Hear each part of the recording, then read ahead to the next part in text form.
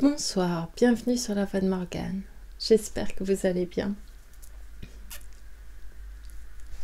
Ma voix revient doucement. Voilà. Encore un petit peu de fatigue et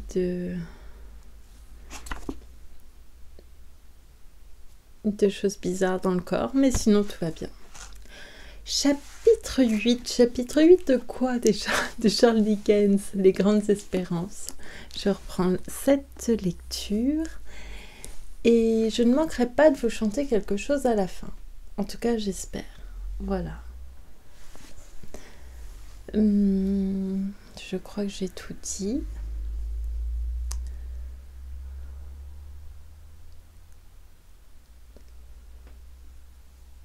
Je crois. Nous verrons tout à l'heure si j'ai quelque chose à ajouter. Très bien. À tout à l'heure après la lecture et merci beaucoup pour votre écoute. Chapitre 8. La maison de Mr. Pumblechook, située dans la grande rue, était poudreuse, comme doit l'être toute maison de blatier ou de grainetier. Je pensais, à part moi, qu'il devait être un homme bien heureux, avec une telle quantité de petits tiroirs dans sa boutique, et je me demandais, en regardant dans l'un des tiroirs inférieurs et en considérant les petits paquets de papier qui y étaient entassés, si les graines et les oignons qu'ils contenaient étaient essentiellement désireux de sortir un jour de leur prison pour aller germer en plein champ. C'était le lendemain matin de mon arrivée que je me livrais à ces remarques. La veille au soir, on m'avait envoyé coucher dans un grenier si bas de plafond, dans le coin où était le lit, que je calculais qu'une fois dans ce lit, les tuiles du toit n'étaient guère à plus d'1 pied au-dessus de ma tête. Ce même matin, je découvris qu'il existait une grande affinité entre les graines et le velours à côte. Mr. Pumblechook portait du velours à côte, ainsi que son garçon de boutique, de sorte qu'il y avait une odeur générale répandue sur le velours à côte qui ressemblait tellement à l'odeur des graines, et dans les graines une telle odeur de velours à côte qu'on aurait pu dire que très difficilement laquelle des deux odeurs dominait.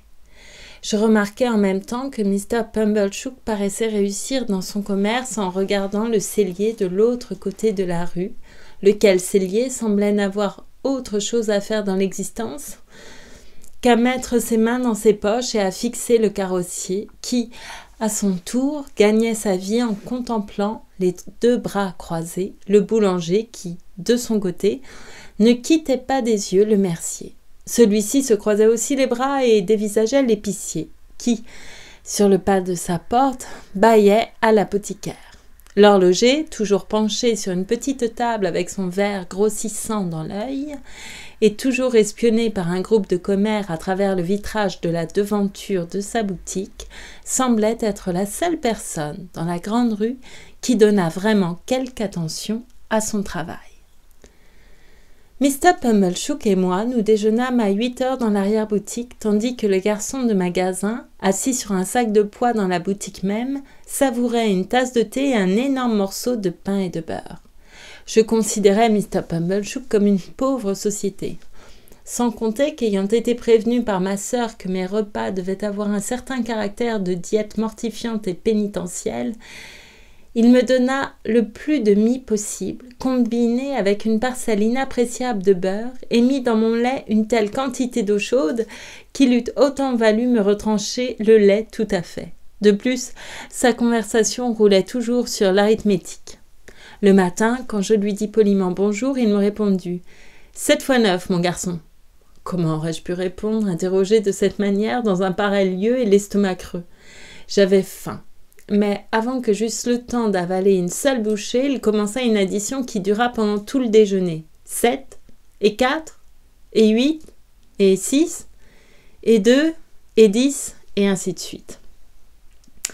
Après chaque nombre, j'avais à peine le temps de mordre une bouchée ou de boire une gorgée, pendant qu'étalé dans son fauteuil et ne songeant à rien, il mangeait du jambon frit et un petit pain chaud, de la manière la plus gloutonne, si j'ose me servir de cette expression irrévérencieuse.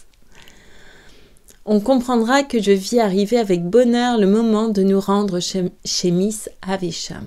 quoique je ne fusse pas parfaitement rassurée sur la manière dont j'allais être reçue sous le toit de cette dame. En moins d'un quart d'heure, nous arrivâmes à la maison de Miss Havisham qui était construite en vieilles briques, d'un aspect lugubre, et avait une grande grille en fer. Quelques-unes des fenêtres avaient été murées. Le bas de toutes celles qui restaient avait été grillé. Il y avait une cour dans la maison. Elle était également grillée, de sorte qu'après avoir sonné, nous dûmes attendre qu'on vînt nous ouvrir. En attendant, je jetai un coup d'œil à l'intérieur, bien que Mr. Pumblechook m'eût dit « 5 et 14 ». Mais je fis semblant de ne pas l'entendre. Je vis que d'un côté de la maison, il y avait une brasserie. On n'y travaillait pas et elle paraissait n'avoir pas servi depuis longtemps. On ouvrit une fenêtre et une voix claire demanda « Qui est là ?» À quoi mon compagnon répondit « Pumblechook ». « Très bien », répondit la voix. Puis la fenêtre se referma et une jeune femme traversa la cour avec un trousseau de clés à la main. « Voici Pip, dit Mr. Pumblechook. »« Ah, vraiment ?» répondit la jeune femme, qui était fort jolie et paraissait très fière. « Entre, Pip. » Mr. Pumblechook allait entrer aussi quand elle l'arrêta avec la porte. « Oh, dit-elle, est-ce que vous voulez voir Miss Havisham ?»« Oui, si Miss Havisham désire me voir, » répondit Mr. Pumblechook désappointé. « Ah, dit la jeune femme, mais vous voyez bien qu'elle ne le désire pas. » Elle dit ces paroles d'une façon qui admettait si peu d'insistance que, malgré sa dignité offensée, Mr. Pumblechook ne put protester, mais il me lança un coup d'œil sévère comme si je lui avais fait quelque chose. Et il partit en m'adressant ces paroles de reproche. « Mon garçon, que ta conduite ici fasse honneur à ceux qui t'ont élevé à la main. » Je craignais qu'il ne revînt pour me crier à travers la grille « Et 16 !» Pardon. Et 16 mais il n'en fit rien. Ma jeune introductrice ferma la grille et nous traversâmes la cour. Elle était pavée et très propre, mais l'herbe poussait entre chaque pavé. Un petit passage conduisait à la brasserie, dont les portes étaient ouvertes. La brasserie était vide et hors de service. Le vent semblait plus froid que dans la rue et il faisait entendre en s'engouffrant dans les ouvertures de la brasserie un sifflement aigu semblable au bruit de la tempête battant les agrès d'un navire. Elle vit que je regardais du côté de la brasserie et elle me dit « Tu pourrais boire tout ce qui se brasse de bière là-dedans aujourd'hui sans te faire de mal, mon garçon. »« Je le crois bien, mademoiselle, répondis-je d'un air rusé. Il vaut mieux ne pas essayer de brasser de la bière dans ce lieu. Elle surirait bientôt, n'est-ce pas, mon garçon ? » « Je le crois, mademoiselle. »« Ce n'est pas que personne soit tenté de l'essayer, ajouta-t-elle, et la brasserie ne servira plus guère. Quant à la bière, il y en a assez dans les caves pour noyer Manor House tout entier. Est-ce que c'est là le nom de la maison, mademoiselle ? C'est un de ces noms, mon garçon. Elle en a donc plusieurs, mademoiselle. Elle en avait encore un autre. L'autre nom était Satis, qui en grec, en latin ou en hébreu, je ne sais lequel des trois, et cela m'est égal, veut dire assez. Maison assez, dis-je. Quel drôle de nom, mademoiselle. Oui, répondit-elle. Cela signifie que celui qui la possédait n'avait besoin de rien autre chose. Je trouve que dans ce temps-là, on était facile à contenter. Mais dépêchons, mon garçon. Bien qu'elle m'appelât à chaque instant mon garçon, avec un sans-gêne qui n'était pas très flatteur, elle était de mon âge, à très peu de choses près. Elle paraissait cependant plus âgée que moi parce qu'elle était fille, belle et bien mise, et elle avait avec moi un petit air de protection, comme si elle eût eu 21 ans et qu'elle eût été reine. Nous entrâmes dans la maison par une porte de côté. La grande porte d'entrée avait 2 chaînes et la première chose que je remarquai, c'est que les corridors étaient entièrement noirs et que ma conductrice y avait laissé une chandelle allumée. Mon introductrice prit la chandelle. Nous passâmes à travers de nombreux corridors, nous montâmes un escalier. Tout cela était toujours tout noir. Et nous n'avions que la chandelle pour nous éclairer.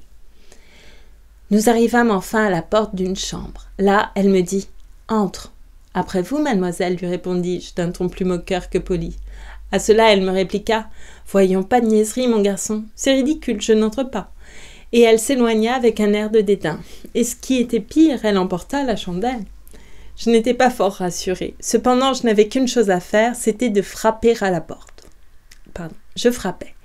De l'intérieur, quelqu'un me cria d'entrer. J'entrai donc et je me trouvais dans une chambre assez vaste, éclairée par des bougies, car pas le moindre rayon de soleil n'y pénétrait.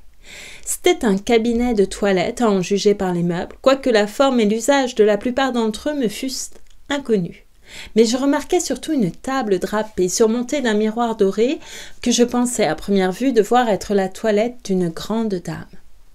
Je n'aurais peut-être pas fait cette réflexion si tôt si dès en entrant je n'avais vu, en effet, une belle dame assise à cette toilette, mais je ne saurais le dire. Dans un fauteuil, le coude appuyé sur cette table et la tête penchée sur sa main, était assise la femme la plus singulière que j'eus jamais vue et que je verrai jamais. Elle portait de riches atours, dentelles, satins et soies, le tout blanc. Ses souliers même étaient blancs. Un long voile blanc tombait de ses cheveux. Elle avait sur la tête une couronne de mariée, mais ses cheveux étaient tout blancs. De beaux diamants étincelaient à ses mains et autour de son cou, et quelques autres étaient restés sur la table. Des habits moins somptueux que ceux qu'elle portait étaient à demi sortis d'un coffre et éparpillés alentour. Elle n'avait pas entièrement terminé sa toilette, car elle n'avait chaussé qu'un soulier. L'autre était sur la table, près de sa main. Son voile n'était posé qu'à demi. Elle n'avait encore ni sa montre ni sa chaîne, et quelques dentelles qui devaient orner son sein étaient avec ses bijoux, son mouchoir, ses gants, quelques fleurs et un livre de prière confusément entassés autour du miroir. Pardon.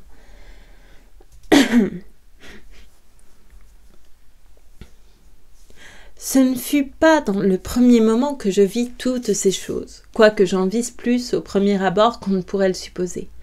Mais je vis bien vite que tout ce qui me paraissait d'une blancheur extrême ne l'était plus depuis longtemps. Cela avait perdu tout son lustre et était fané et jauni. Je vis que, dans sa robe nuptiale, la fiancée était flétrie, comme ses vêtements, comme ses fleurs, et qu'elle n'avait conservé rien de brillant que ses yeux caves. On voyait que ses vêtements avaient autrefois recouvert les formes gracieuses d'une jeune femme et que le corps sur lequel il flottait maintenant s'était réduit et n'avait plus que la peau et les os. J'avais vu autrefois à la foire une figure de cire représentant je ne sais plus quel personnage impassible exposé après sa mort. Dans une autre occasion, j'avais été voir à la vieille église de nos Marais un squelette couvert de riches vêtements qu'on venait de découvrir sous le pavé de l'église. En ce moment, la figure de cire et le squelette me semblaient avoir des yeux noirs qu'ils remuaient en me regardant. J'aurais crié si j'avais pu. « Qui est là ?» demanda la dame assise à la table de toilette. « Pip, madame. Pip, le jeune homme de Mr. Pumblechook, madame, qui vient pour jouer. Approche que je te vois. Approche, plus près, plus près. » Ce fut lorsque je me trouvais devant elle et que je tâchais d'éviter son regard que je pris une note détaillée des objets qui l'entouraient. Je remarquai que sa montre était arrêtée à 9h moins 20 minutes et que la pendule de la chambre était aussi arrêtée à la même heure. « Regarde-moi, dit Miss Havisham, tu n'as pas peur d'une femme qui n'a pas vu la lumière du soleil depuis que tu es au monde ?» Je regrette d'être obligée de constater que je ne reculais pas devant l'énorme mensonge contenu dans ma réponse négative. « Sais-tu ce que je touche là ?» dit-elle en appuyant ses deux mains sur son côté gauche. « Oui, madame. » Cela me fit penser au jeune homme qui avait dû me manger le cœur. « Qu'est-ce ?»« Votre cœur. »« Oui, il est mort. » Elle murmura ces mots avec un regard étrange et un sourire de part qui renfermait une espèce de vanité. Puis, ayant tenu ses mains sur son cœur pendant quelques moments, elle les ôta lentement, comme si elles eussent pressé trop fortement sa poitrine. « Je suis fatiguée, » dit Miss Havisham. « J'ai besoin de distraction. Je suis lasse des hommes et des femmes. Joue. » Je pense que le lecteur le plus exigeant voudra bien convenir que, dans les circonstances présentes, il eût été difficile de me donner un ordre plus embarrassant à remplir. « J'ai de singulières idées quelquefois, continua-t-elle, et j'ai aujourd'hui la fantaisie de voir quelqu'un jouer. Là, là, fit-elle en agitant avec impatience les doigts de sa main droite. Joue, joue, joue. Un moment, la crainte de voir venir ma sœur m'aider, comme elle l'avait promis, me donna l'idée de courir tout autour de la chambre, en galopant comme la jument de Mr. Pumblechook, mais je sentis mon incapacité de remplir convenablement ce rôle, et je n'en fis rien. Je continuai à regarder Miss Havisham d'une façon qu'elle trouva sans doute peu aimable, car elle me dit « Es-tu donc maussade et obstinée ?»« Non, madame, je suis bien fâchée de ne pouvoir jouer en ce moment. »« Oui, très fâchée pour vous. » Si vous vous plaignez de moi, j'aurais des désagréments avec ma sœur, et je jouerais, je vous l'assure, si je le pouvais, mais tout ici est si nouveau, si étrange, si beau, si triste. Je m'arrêtai, craignant d'en dire trop, si ce n'était déjà fait, et nous nous regardâmes encore tous les deux. Avant de me parler, elle jeta un coup d'œil sur les habits qu'elle portait, sur la table de toilette, et enfin sur elle-même dans la glace. « Si nouveau pour lui, murmura-t-elle, si vieux pour moi, si étrange pour lui, si familier pour moi, triste pour tous les deux. Appelle Estelle. » Comme elle continuait à se regarder dans la glace, je pensais qu'elle se parlait à elle-même et je me tins tranquille. « Appelle Estelle, répéta-t-elle en lançant sur moi un éclair de ses yeux. Tu peux bien faire cela, j'espère. Va à la porte et appelle Estelle. » Aller dans le sombre et mystérieux couloir d'une maison inconnue, crier « Estelle !» à une jeune et méprisante petite créature que je ne pouvais ni voir ni entendre, et avoir le sentiment de la terrible liberté que j'allais prendre en lui criant son nom, était presque aussi effrayant que de jouer par ordre. Mais elle répondit enfin, une étoile brilla au fond du long et sombre corridor, et Estelle s'avança, une chandelle à la main. Miss Havisham la pria d'approcher, et prenant un bijou sur la table, elle l'essaya sur son joli cou et sur ses beaux cheveux bruns. « Ce sera pour vous un jour, dit-elle, et vous en ferez bon usage. Jouez aux cartes avec ce garçon. » « Avec ce garçon, pourquoi? Ce n'est qu'un simple ouvrier. » Il me sembla entendre Miss Havisham répondre, mais cela me paraissait si peu vraisemblable. « Eh bien, vous pouvez lui briser le cœur. »« À quoi sais-tu jouer, mon garçon ?» me demanda Estelle avec le plus grand dédain. « Je ne joue qu'à la bataille, mademoiselle. »« Eh bien, battez-le, dit Miss Havisham à Estelle. Nous nous assîmes donc en face l'un de l'autre. C'est alors que je commençai à comprendre que tout, dans cette chambre, s'était arrêté depuis longtemps, comme la montre et la pendule. Je remarquai que Miss Havisham remit le bijou exactement à la place où elle l'avait pris. Pendant qu'Estelle battait les cartes, je regardai de nouveau sur la table de toilette et vis que le soulier, autrefois blanc, aujourd'hui jauni, n'avait jamais été porté. Je baissai les yeux sur le pied non chaussé, et je vis que le bas de soie, autrefois blanc et jaune à présent, était complètement usé. Sans cet arrêt dans toute chose, sans la durée de tous ces pâles objets à moitié détruits, cette toilette nuptiale sur ce corps affaissé m'eût semblé un vêtement de mort, et ce long voile un suaire. Miss Havisham se tenait immobile comme un cadavre pendant que nous jouions aux cartes, et les garnitures et les dentelles de ses habits de fiancée semblaient pétrifiées. Je n'avais encore jamais entendu parler des découvertes qu'on fait de temps à autre de corps enterrés dans l'Antiquité et qui tombent en poussière dès qu'on y touche. Mais j'ai souvent pensé depuis que la lumière du soleil l'eût réduite en poudre. « Il appelle les valets des Jeannots, ce garçon, » dit Estelle avec dédain, avant que nous eussions terminé notre première partie. « Et quelles mains il a! Et quels gros souliers !» Je n'avais jamais pensé à avoir honte de mes mains, mais je commençais à les trouver assez médiocres. Son mépris de ma personne fut si violent qu'il devint contagieux et s'empara de moi. Elle gagnait la partie et je donnais les cartes pour la seconde. Je me trompais, justement parce que je ne voyais qu'elle et que la jeune espiègle me surveillait pour me prendre en faute. Pendant que j'essayais de faire de mon mieux, elle me traita de maladroit, de stupide et de malotru. « Tu ne me dis rien d'elle, me fit remarquer Miss Havisham. Elle te dit cependant des choses très dures et tu ne réponds rien. Que penses-tu d'elle ?»« Je n'ai pas besoin de le dire. Dis-le-moi tout bas à l'oreille, continua Miss Havisham en se penchant vers moi. Je pense qu'elle est très fière, lui dis-je tout bas. Après, je pense qu'elle est très jolie. Après, je pense qu'elle a l'air très insolent. Elle me regardait alors avec une aversion très marquée. Après, je pense que je voudrais retourner chez nous. Et ne plus jamais la voir, quoiqu'elle soit jolie. Je ne sais pas si je voudrais ne plus jamais la voir, mais je voudrais bien m'en aller à la maison tout de suite. Tu iras bientôt, dit Miss Havisham à haute voix. Continuez à jouer ensemble. Si je n'avais déjà vu une fois son sourire de Pâques, je n'aurais jamais cru que le visage de Miss Havisham pût sourire. Elle paraissait plongée dans une méditation active et incessante, comme si elle avait le pouvoir de transpercer toutes les choses qui l'entouraient, et il semblait que rien ne pourrait jamais l'en tirer. Sa poitrine était affaissée, de sorte qu'elle était toute courbée. Sa voix était brisée, de sorte qu'elle parlait bas. Un sommeil de mort s'apesantissait peu à peu sur elle.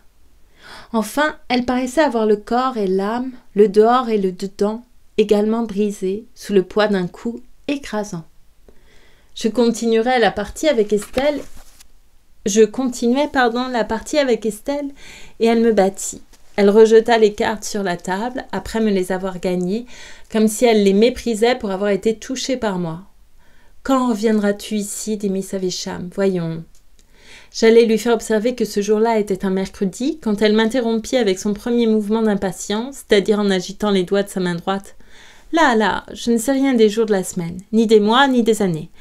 Viens dans 6 jours, tu entends ?»« Oui, madame. » « Estelle, conduisez-le en bas, donnez-lui quelque chose à manger et laissez-le aller et venir pendant qu'il mangera. »« Allons, Pip, va !» Je suivis la chandelle pour descendre, comme je l'avais suivie pour monter. Estelle la déposa à l'endroit où nous l'avions trouvée. Jusqu'au moment où elle ouvrit la porte d'entrée, je m'étais imaginé qu'il faisait tout à fait nuit sans y avoir réfléchi. La clarté subite du jour me confondit.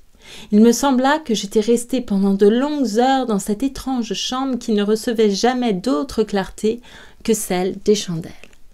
« Tu vas attendre ici, entends-tu, mon garçon ?» dit Estelle, et elle disparut en fermant la porte. Je profitais de ce que j'étais seule, dans la cour, pour jeter un coup d'œil sur mes mains et sur mes souliers. Mon opinion sur ces accessoires ne fut pas des plus favorables. Jamais jusqu'ici je ne m'en étais préoccupée, mais je commençais à ressentir tout le désagrément de ces vulgarités. Je résolus de demander à Joe pourquoi il m'avait appris à appeler Jeannot les valets des cartes.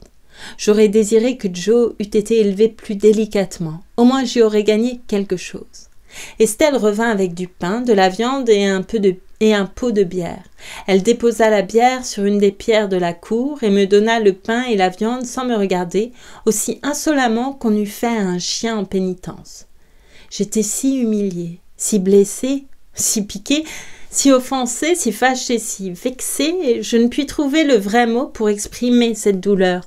Dieu seul sait ce que je souffris, que les larmes me remplirent les yeux. À leur vue, la jeune fille eut l'air d'éprouver un vif plaisir à en être la cause. Ceci me donna la force de les rentrer et de la regarder en face. Elle fit un signe de tête méprisant, ce qui signifiait qu'elle était bien certaine de m'avoir blessée, puis elle se retira. Quand elle fut partie, je cherchai un endroit pour cacher mon visage et pleurer à mon aise. En pleurant, je me donnais de grands coups contre les murs et je m'arrachais une poignée de cheveux. Telle était l'amertume de mes émotions, et si cruelle était cette douleur sans nom qu'elles avaient besoin d'être contrecarrées.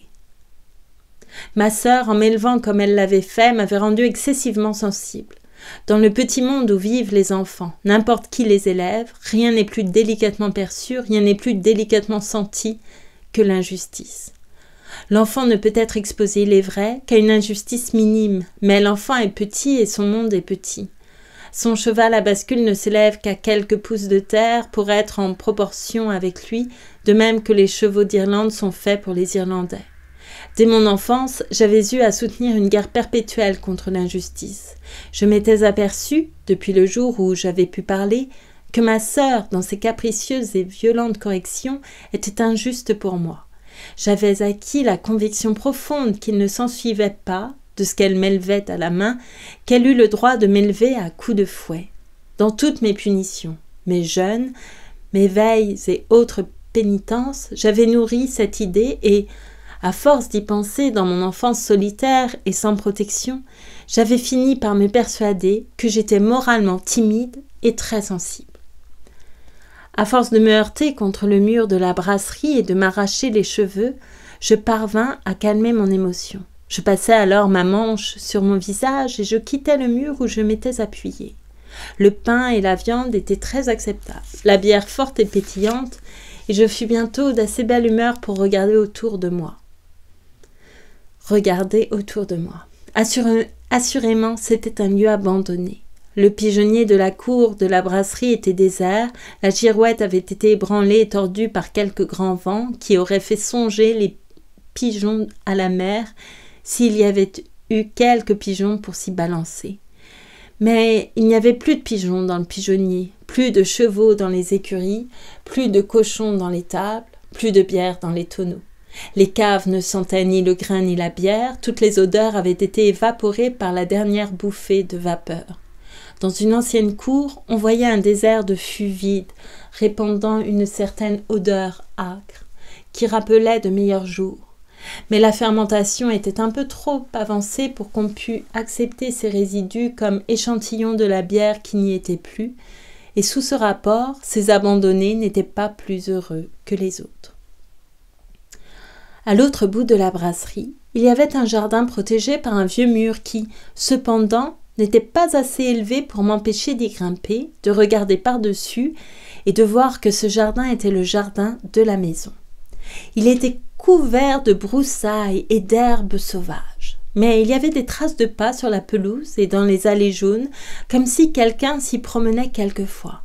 J'aperçus Estelle qui s'éloignait de moi, mais elle me semblait être partout, car lorsque je cédais à la tentation que m'offraient les fûts et que je commençais à me promener sur la ligne qu'ils formaient, à la suite les uns des autres, je la vis se livrant au même exercice à l'autre bout de la cour. Elle me tournait le dos et soutenait dans ses deux mains ses beaux cheveux bruns. Jamais elle ne se retourna et disparut au même instant.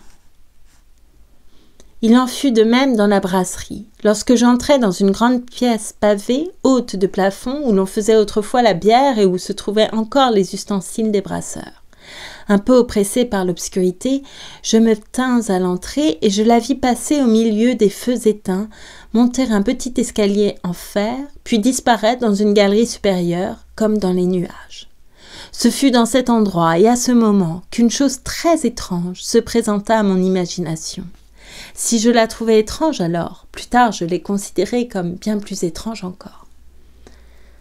Je portais mes yeux un peu éblouis par la lumière du jour sur une grosse poutre placée à ma droite dans un coin et j'y vis un corps pendu par le cou. Ce corps était habillé tout en blanc jauni et n'avait qu'un seul soulier au pied. Il me sembla que toutes les garnitures fanées de ses vêtements étaient en papier. Et je crus reconnaître le visage de Miss Havisham, se balançant, en faisant des efforts pour m'appeler. Dans ma terreur de voir cette figure que j'étais certain de ne pas avoir vue un moment auparavant, je m'en éloignai d'abord, puis je m'en approchai ensuite, et ma terreur s'accrut au plus haut degré quand je vis qu'il n'y avait pas de figure du tout. Il ne fallut rien de moins pour me rappeler à moi que l'air frais et la lumière bienfaisante du jour, la vue des personnes passant derrière les barreaux de la grille et l'influence fortifiante du pain, de la viande et de la bière qui me restaient.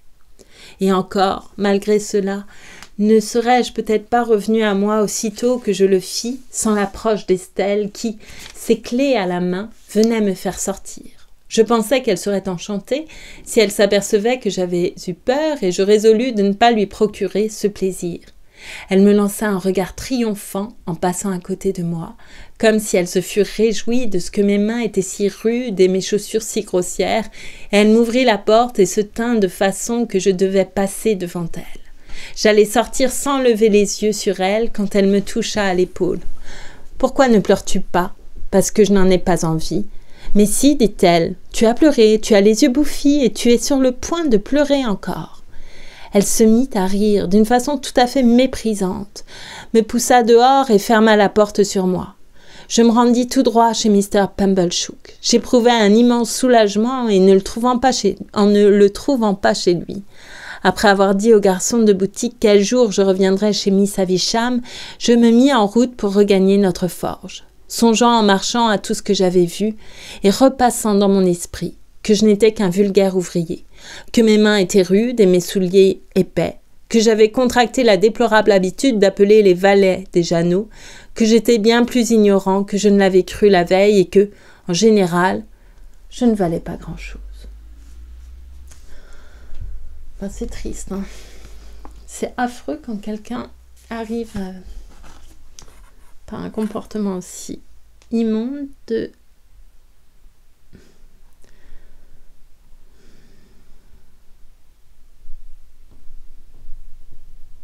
vous considérer comme ça. En général, c'est plutôt l'autre personne qui veut ça. Non, c'est faux ça aussi. Chapitre 9. Quand j'arrivai à la maison, ma sœur se montra fort en peine de savoir ce qui se passait chez Miss Havisham et m'accabla de questions. Je me sentis bientôt lourdement secouée par derrière et je reçus plus d'un coup dans la partie inférieure du dos. Puis elle frotta ignominieusement mon visage contre le mur de la cuisine parce que je ne répondais pas avec assez de prestesse aux questions qu'elle m'adressait. Si la crainte de n'être pas compris existe chez les autres petits garçons au même degré qu'elle existait chez moi, chose que je considère comme vraisemblable, car je n'ai pas de raison pour me croire une monstruosité, c'est la clé de bien des réserves, J'étais convaincue que si je décrivais Miss Havisham comme mes yeux l'avaient vue, je ne serais pas compris. Et bien que je ne la comprisse moi-même qu'imparfaitement, j'avais l'idée qu'il y aurait de ma part quelque chose de méchant et de fourbe à la présenter aux yeux de Mrs. Joe telle qu'elle était en réalité. La même suite d'idées m'amena à penser que je ne devais pas parler de Miss Estelle. En conséquence, j'en dis le moins possible, et ma pauvre tête dut essuyer à plusieurs reprises les murs de la cuisine. Le pire de tout, c'est que cette vieille brute de Pumblechook, attirée par une dévorante curiosité de savoir tout ce que j'avais vu et entendu, arriva au grand trot de sa jument au moment de prendre le thé pour tâcher de se faire donner toutes sortes de détails. Et la simple vue de cet imbécile, avec ses yeux de poisson, sa bouche ouverte, ses cheveux d'un blond ardent dressés par une attente curieuse et son gilet, soulevé par sa respiration mathématique, ne firent que renforcer mes réticences. « Eh bien, mon garçon, commença l'oncle Pumblechook, dès qu'il fut assis près du feu, dans le fauteuil d'honneur. Comment en es-tu tiré là-bas ?»« Assez bien, monsieur, répondis-je. Ma sœur me montra son poing crispé. « Assez bien ?» répéta Pumblechook. « Assez bien n'est pas une réponse. Dis-nous ce que tu entends par assez bien, mon garçon. » Peut-être le blanc de chaux endurcit-il le cerveau jusqu'à l'obstination. Ce qu'il est certain, c'est qu'avec le blanc de chaux du mur qui était resté sur mon front, mon obstination s'était durcie à l'égard du diamant. Je réfléchis un instant, puis je répondis, comme frappé d'une nouvelle idée. « Je veux dire assez bien. » Ma sœur eut une exclamation d'impatience et allait s'élancer sur moi. Je n'avais aucun moyen de défense, car Joe était occupé dans la forge quand Mr. Pumblechook intervint. « Non, calmez-vous. Laissez-moi faire, ma nièce, laissez-moi faire. » Et Mr. Pumblechook se tourna vers moi comme s'il eût voulu me couper les cheveux et dit « D'abord, pour mettre de l'ordre dans nos idées, combien font 43 pence ?» Je calculais les conséquences qui pourraient résulter si je répondais 400 livres, et les trouvant contre moi, j'en retranchais quelque chose comme 8 pence. Mr. Pumblechook me fit alors suivre après lui la table de multiplication des pence et dit « 12 pence font 1 shilling. Donc 40 pence font 3 shillings et 4 pence. » Puis il me demanda triomphalement « Eh bien, maintenant, combien font 43 pence ?» Ce à quoi je répondis, après une mûre réflexion, « Je ne sais pas. » Mr. Pumblechook me secoua alors la tête comme un marteau pour m'enfoncer de force le nombre dans la cervelle et dit « 43 pence font-ils 7 shillings, 6 pence, 3 liards par hasard ?» « Oui, dis-je. » « Mon garçon, recommença Mr. Pumblechook en revenant à lui et se croisant les bras sur la poitrine. Comment est Miss Havisham ? Elle est grande et noire, dis-je. Est-ce vrai, mon oncle ? Demanda ma sœur. Mr. Pumblechook fit un signe d'assentiment, duquel je conclus qu'il n'avait jamais vu Miss Havisham car elle n'était ni grande ni noire. Bien, fit Mr. Pumblechook, c'est le moyen de le prendre. Nous allons savoir ce que nous désirons. Je voudrais bien, mon oncle, dit ma sœur, que vous le preniez avec vous. Vous savez si bien en faire ce que vous voulez. Maintenant, mon garçon, que faisait-elle quand tu es entré ? Elle était assise dans une voiture de velours noir, répondis-je. Mr. Pumblechook et ma sœur se regardèrent tout étonnés, comme ils en avaient le droit, et répétant tous deux « Dans une voiture de velours noir ?» Oui, répondis-je, et Miss Estelle, sa nièce, je pense, lui tendait des gâteaux et du vin par la portière, sur un plateau d'or, et nous eûmes tous du vin et des gâteaux sur des plats d'or, et je suis montée sur le siège de derrière pour manger ma part, parce qu'elle me l'avait dit. « Y avait-il là d'autres personnes ?» demanda mon oncle. « 4 chiens, dis-je. Gros ou petits ? Énormes, m'écriai-je.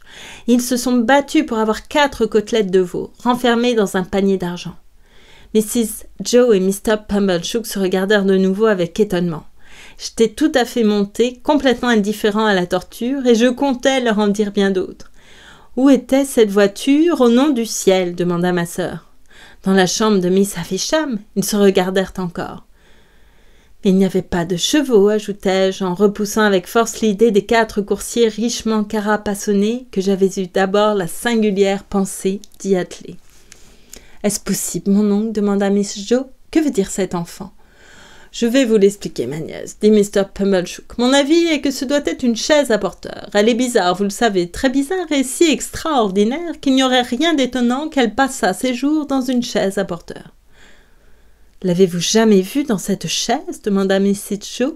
« Comment l'aurais-je pu ?» reprit-il, forcé par cette question quand jamais de ma vie je ne l'ai vue, même de loin. « Bonté divine, mon oncle, et pourtant vous lui avez parlé. » « Vous savez bien, continua l'oncle, que lorsque j'y suis allé, la porte était entr'ouverte. Je me tenais d'un côté, elle de l'autre, et nous nous causions de cette manière. Ne dites pas, ma nièce, que vous ne saviez pas cela. Quoi qu'il en soit, ce garçon est allé chez elle pour jouer. À quoi as-tu joué, mon garçon ? Nous avons joué avec des drapeaux, dis-je.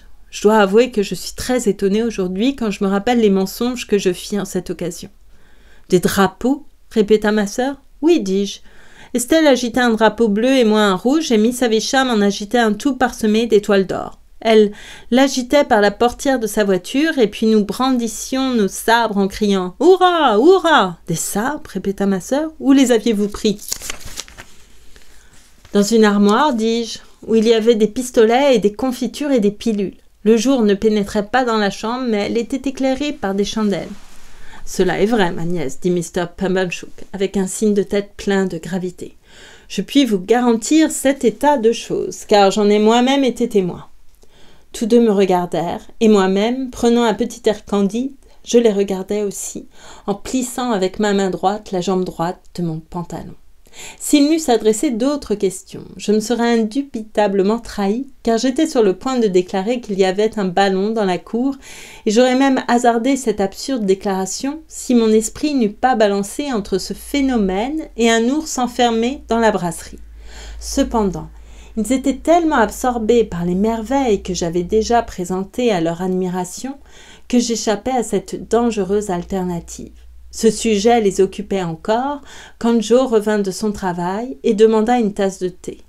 Ma sœur lui raconta ce qui m'était arrivé, plutôt pour soulager son esprit émerveillé que pour satisfaire la curiosité de mon bon ami Joe. Quand je vis Joe ouvrir ses grands yeux bleus et les promener autour de lui, en signe d'étonnement, je fus pris de remords, mais seulement en ce qui le concernait lui, sans m'inquiéter en aucune manière des 2 autres. Envers Joe seulement, je me considérais comme un jeune monstre pendant qu'il débattait les avantages qui pourraient résulter de la connaissance et de la faveur de Miss Havisham. Ils étaient certains que Miss Havisham ferait quelque chose pour moi, mais ils se demandaient sous quelle forme. Ma sœur entrevoyait le don de quelques propriétés rurales. Mr. Pumblechook s'attendait à une récompense magnifique qui m'aiderait à apprendre quelques jolis commerces. Celui de grenetier, par exemple. Joe tomba dans la plus profonde disgrâce pour avoir osé suggérer que j'étais, aux yeux de Miss Havisham, l'égal des chiens qui avaient combattu héroïquement pour les côtelettes de veau. « Si ta tête folle ne peut exprimer d'idées plus raisonnables que celle-là, dit ma sœur, et que tu es à travailler, tu ferais mieux de t'y mettre de suite. » Et le pauvre homme sortit sans mot dire. Quand Mr. Pumblechook fut parti et que ma sœur eut gagné son lit, je me rendis à la dérobée dans la forge, où je restai auprès de Joe jusqu'à ce qu'il eût fini son travail, et je lui dis alors « Joe, avant que ton feu ne soit tout à fait éteint, je voudrais te dire quelque chose. »« Vraiment, mon petit Pip ?» dit Joe en tirant son escabeau près de la forge. « Dis-moi ce que c'est, mon petit Pip. »« Joe, dis-je, en prenant la manche de sa chemise et la roulant entre le pouce et l'index, tu te souviens de tout ce que j'ai dit sur le compte de Miss Havisham ? » « Si je m'en souviens, dit Joe, je crois bien, c'est merveilleux. »« Oui, mais c'est une terrible chose, Joe, car tout cela n'est pas vrai. »« Que dis-tu, mon petit Pip ?» s'écria Joe, frappé d'étonnement. « Tu ne veux pas dire, j'espère, que c'est un... »« Oui, je dois te le dire à toi, tout cela est un mensonge. »« Mais pas tout ce que tu as raconté, bien sûr. Tu ne prétends pas dire qu'il n'y a pas de voiture en velours noir, hein ?» Je continuai à secouer la tête. « Mais au moins il y avait des chiens, mon petit Pip. » Mon cher petit Pip, s'il n'y avait pas de côtelettes de veau, au moins il y avait des chiens. Non, Joe. Un chien, dit Joe, rien qu'un tout petit chien. Non, Joe, il n'y avait rien qui ressemblât à un chien. Joe me considérait avec le plus profond désappointement. Mon petit Pip, mon cher petit Pip, ça ne peut pas marcher comme ça, mon garçon. Où donc veux-tu en venir? C'est terrible, n'est-ce pas? Terrible? S'écria Joe. Terrible? Quel démon t'a poussé? Je ne sais, Joe, répliquai-je en lâchant sa manche de chemise et m'asseyant à ses pieds dans les cendres. Mais je voudrais bien que tu ne m'aies pas appris à appeler les valets des Jeannots et je voudrais que mes mains fussent moins rudes et mes souliers moins épais. Alors je dis à Joe que je me trouvais bien malheureux et que je n'avais pu m'expliquer devant Mrs. Joe et Mr. Pumblechook parce qu'ils étaient trop durs pour moi. Qu'il y avait chez Miss Havisham une fort jolie demoiselle qui était très fière, qu'elle m'avait dit que j'étais commun, que je savais bien que j'étais commun, mais que je voudrais bien ne plus l'être, et que les mensonges m'étaient venus, je ne savais ni comment ni pourquoi. C'était un cas de métaphysique aussi difficile à résoudre pour Joe que pour moi. Mais Joe voulut éloigner tout ce qu'il y avait de métaphysique dans l'espèce et en vint à bout. Il y a une chose dont tu peux être bien certain, mon petit Pip, dit Joe, après avoir longtemps ruminé. D'abord, un mensonge est un mensonge. De quelque manière qu'il vienne, il ne doit pas venir. N'en dis plus, mon petit Pip. Ça n'est pas le moyen de ne plus être commun, mon garçon. Et quant à être commun, je ne vois pas cela très clairement. Tu es d'une petite taille peu commune, et ton savoir n'est pas commun non plus. Si, je suis ignorant et emprunté, Joe. Mais vois donc cette lettre que tu m'as écrite hier soir, c'est comme imprimé. J'ai vu des lettres, et lettres écrites par des messieurs très comme il faut, encore, et elles n'avaient pas l'air d'être imprimées. Je ne sais rien, Joe. Tu as une trop bonne opinion de moi, voilà tout. Eh bien, mon petit Pip, dit Joe, que cela soit ou que cela ne soit pas, il faut commencer par le commencement. Le roi sur son trône, avec sa couronne sur sa tête, avant d'écrire ses actes du Parlement, a commencé par apprendre l'alphabet, alors qu'il n'était que prince royal. Ah, ajouta Joe avec un signe de satisfaction personnelle, il a commencé par l'A et a été jusqu'au Z. Je sais parfaitement ce que c'est, quoique je ne puisse pas dire que j'en ai fait autant. Il y avait de la sagesse dans ces paroles, et elles m'encouragèrent un peu. Ne vaut-il pas mieux, continua Joe en réfléchissant, rester dans la société des gens communs plutôt que d'aller jouer avec ceux qui ne le sont pas? Ceci me fait penser qu'il y avait peut-être un drapeau? Non, Joe. Je suis vraiment fâchée qu'il n'y ait pas eu au moins un drapeau, mon petit Pip. Cela finira par arriver aux oreilles de ta sœur. Écoute, mon petit Pip, ce que va te dire un véritable ami. Si tu ne réussis pas à n'être plus commun, en allant tout droit devant toi, il ne faut pas songer que tu pourras le faire en allant de travers. Ainsi donc, mon petit Pip, ne dis plus de mensonges. Vis bien et meurs en paix. Tu ne m'en veux pas, Joe? Non, mon petit Pip, non. Mais je ne puis m'empêcher de penser qu'ils étaient joliment audacieux, ces chiens qui voulaient manger les côtelettes de veau.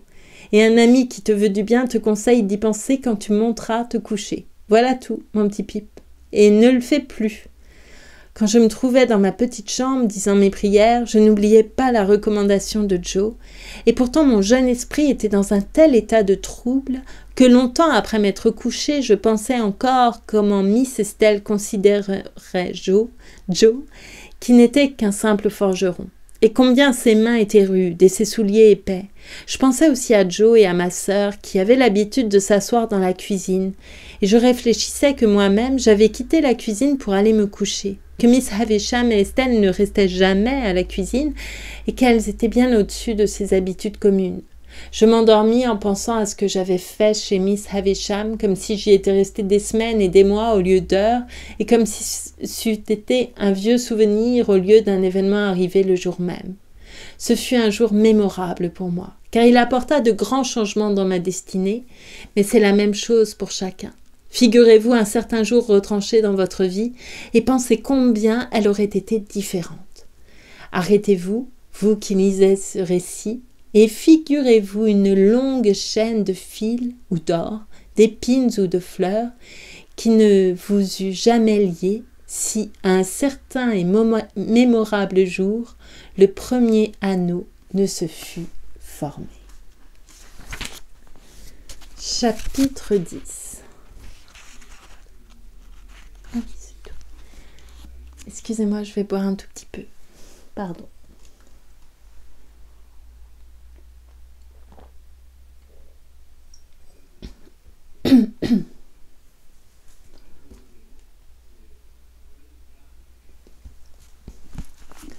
Chapitre 10.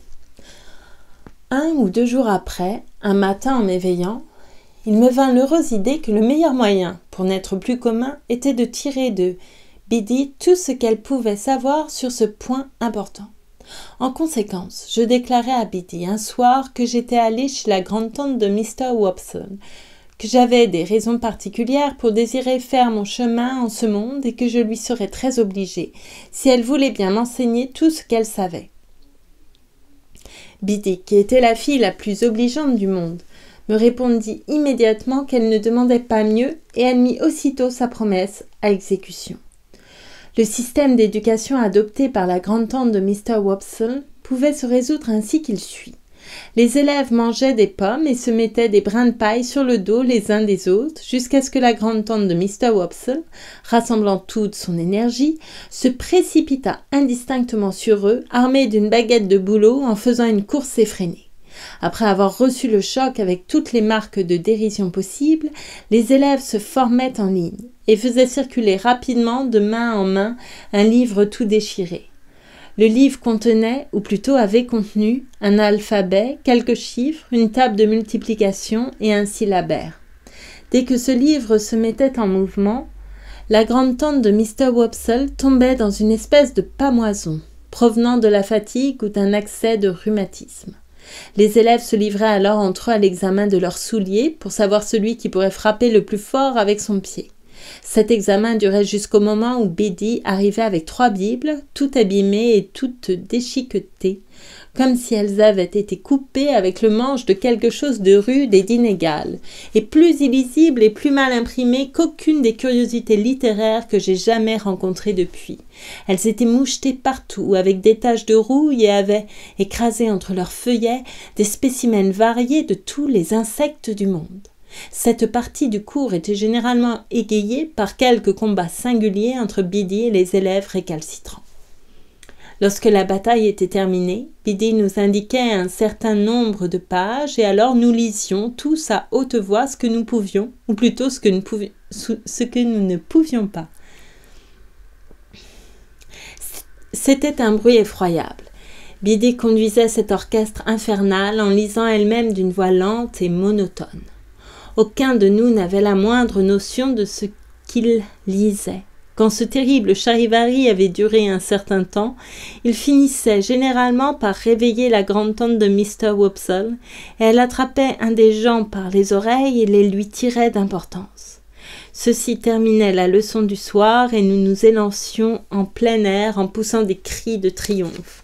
Je dois à la vérité de faire observer qu'il n'était pas défendu aux élèves de s'exercer à écrire sur l'ardoise ou même sur du papier quand il y en avait. Mais il n'était pas facile de se livrer à cette étude pendant l'hiver, car la petite boutique où l'on faisait la classe, et qui servait en même temps de chambre à coucher et de salon à la grande-tante de Mr. Wopsle, n'était que faiblement éclairée au moyen d'une chandelle sans mouchette.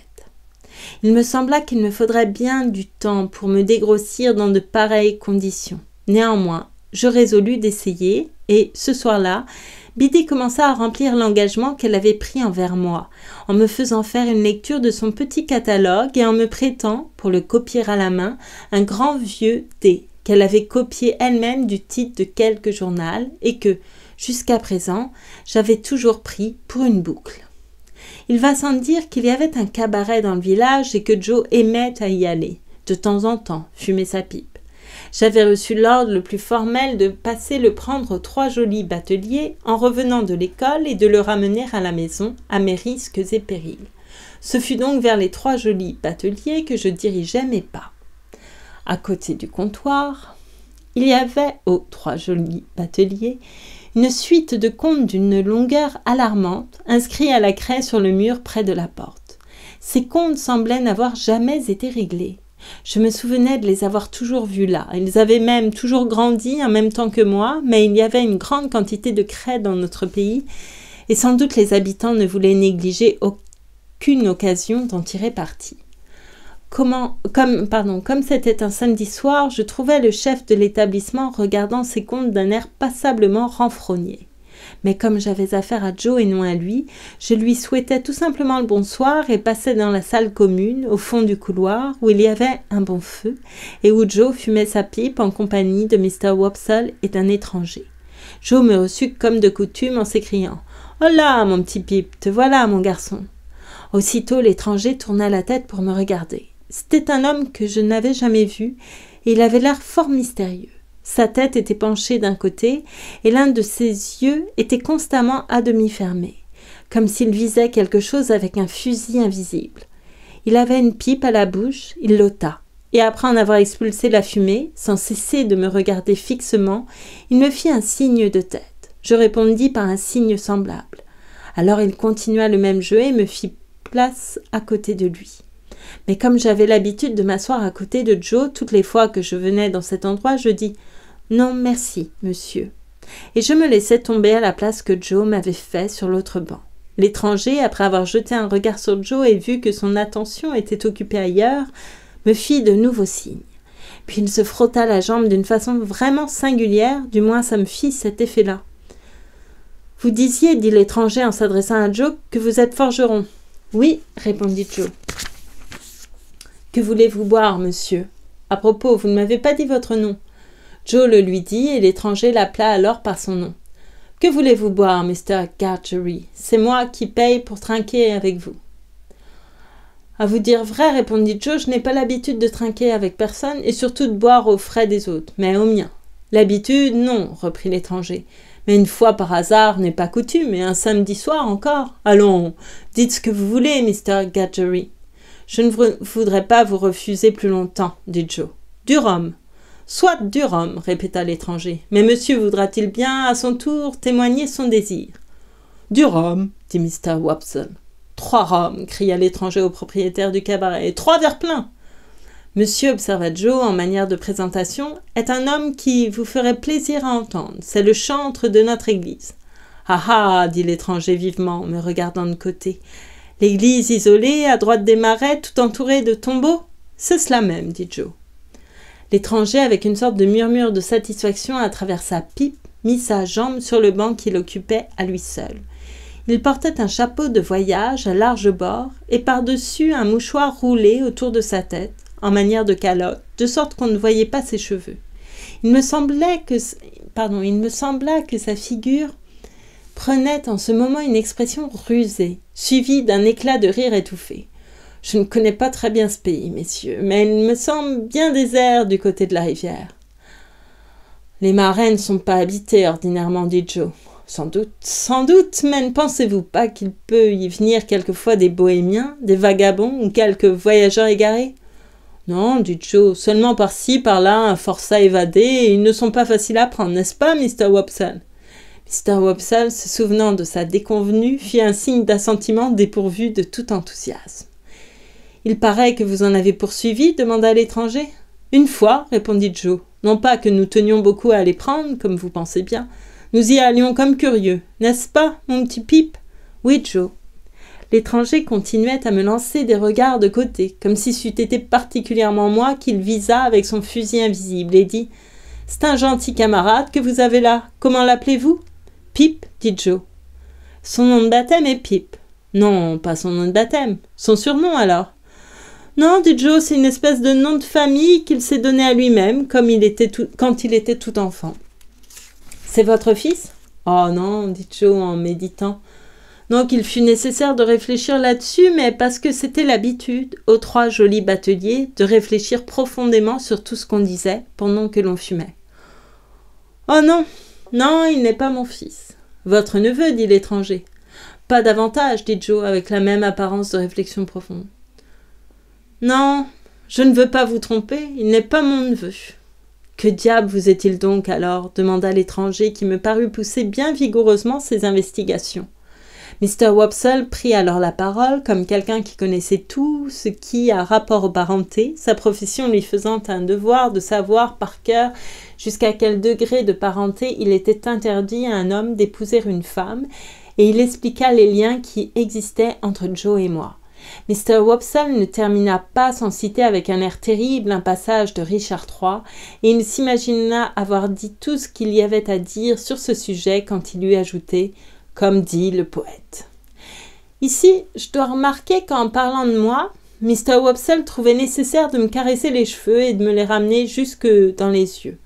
Je ne pouvais concevoir pourquoi tous ceux qui venaient à la maison me soumettaient toujours au même traitement désagréable dans les mêmes circonstances. Cependant, je ne me souviens pas d'avoir jamais été, dans ma première enfance, le sujet des conversations de notre cercle de famille.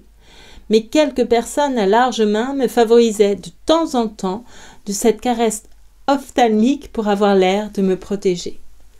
Pendant tout ce temps, l'étranger n'avait regardé personne que moi. Et cette fois, il me regardait comme s'il se déterminait à faire feu sur l'objet qu'il visait depuis si longtemps.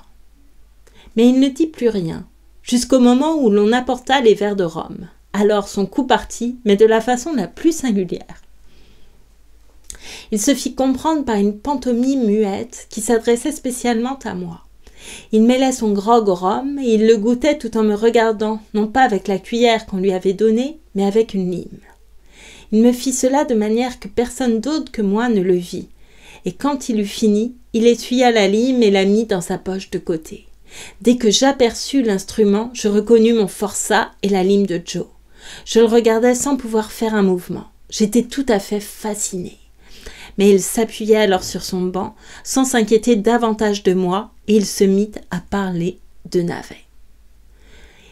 Il y avait en Joe un tel besoin de se purifier et de se reposer tranquillement avant de rentrer à la maison, qu'il osait rester une demi-heure de plus dans la vie active le samedi que les autres jours. C'était une délicieuse demi-heure qui venait de se passer à boire ensemble du grog au rhum. Alors Joe se leva pour partir et me prit par la main. « Attendez un moment, Mr. Gargery, dit l'étranger. Je crois avoir quelque part dans ma poche un beau shilling tout neuf et, si je le trouve, ce sera pour ce petit. » Il le dénicha au milieu d'une poignée d'autres pièces de peu de valeur, l'enveloppa dans du papier chiffonné et me le donna. « C'est pour toi, dit-il. Pour toi seul, tu entends ?» Je le remerciai en écarquillant sur lui mes yeux plus qu'il ne convenait à un enfant bien élevé et en me cramponnant à la main de Joe. Il dit bonsoir à celui-ci, ainsi qu'à Mr. Wopsle, qui sortit en même temps que nous, et il me fit un dernier signe de son bon œil, non pas en me regardant, car il le ferma. Mais quelle merveille ne peut-on pas opérer avec un clignement d'œil? En rentrant à la maison, j'aurais pu parler tout à mon aise si j'en avais eu l'envie, car Mr. Wopsle nous quitta à la porte des 3 jolis bateliers, et Joe marcha tout le temps, la bouche toute grande ouverte, pour se la rincer et faire passer l'odeur du rhum, en absorbant le plus d'air possible. J'étais comme stupéfiée par le changement qui s'était opéré chez mon ancienne et coupable connaissance, et je ne pouvais penser à autre chose. Ma sœur n'était pas de trop mauvaise humeur quand nous entrâmes dans la cuisine, et Joe profita de cette circonstance extraordinaire pour lui parler de mon shilling tout neuf. « C'est une pièce fausse, j'en mettrais ma main au feu, » dit Mrs. Joe d'un air de triomphe. « Sans cela, il ne l'aurait pas donné à cet enfant. Voyons cela. » Je sortis le shilling du papier, et il se trouva qu'il était parfaitement bon. « Mais qu'est-ce que cela ?» dit Mrs. Joe en rejetant le shilling et en saisissant le papier.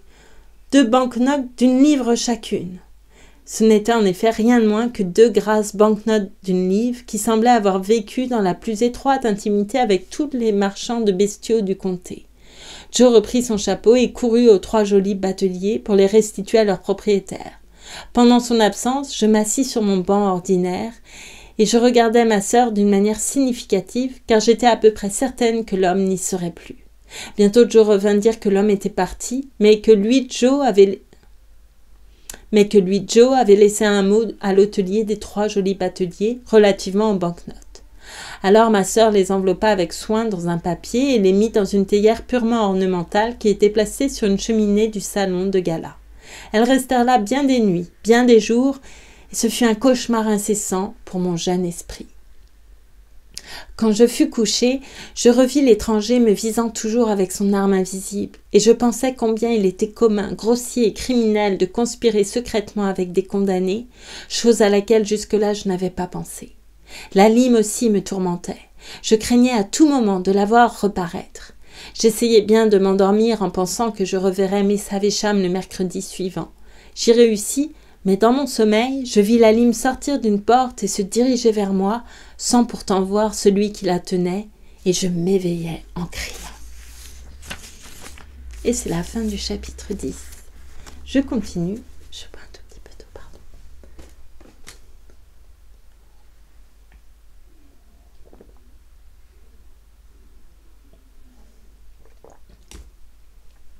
pardon. Chapitre 11. Le jour indiqué, je me rendis chez Miss Havisham. Je sonnai avec beaucoup d'hésitation et Estelle parut. Elle ferma la porte après m'avoir fait entrer et, comme la première fois, elle me précéda dans le sombre corridor où brûlait la chandelle. Elle ne parut faire attention à moi que lorsqu'elle eut la lumière dans la main. Alors elle me dit avec hauteur « Tu vas passer par ici aujourd'hui ». Et elle me conduisit dans une partie de la maison qui m'était complètement inconnue. Le corridor était très long et semblait faire tout le tour de Manor House. Arrivée à une des extrémités, elle s'arrêta, déposa à terre sa chandelle et ouvrit une porte. Ici, le jour reparut, et je me trouvais dans une petite cour pavée dont la partie opposée était occupée par une maison séparée qui avait dû appartenir au directeur ou au premier employé de la défunte brasserie. Il y avait une horloge au mur extérieur de cette maison. Comme la pendule de la chambre de Miss Havisham et comme la montre de Miss Havisham, cette horloge était arrêtée à 9h moins 20 minutes. Nous entrâmes par une porte qui se trouvait ouverte dans une chambre sombre et très basse de plafond. Il y avait quelques personnes dans cette chambre. Estelle se joignit à elle en me disant « Tu vas rester là, mon garçon, jusqu'à ce qu'on ait besoin de toi. » Là était la fenêtre. Je m'y accoudai et je restais là, dans un état d'esprit très désagréable et regardant au dehors.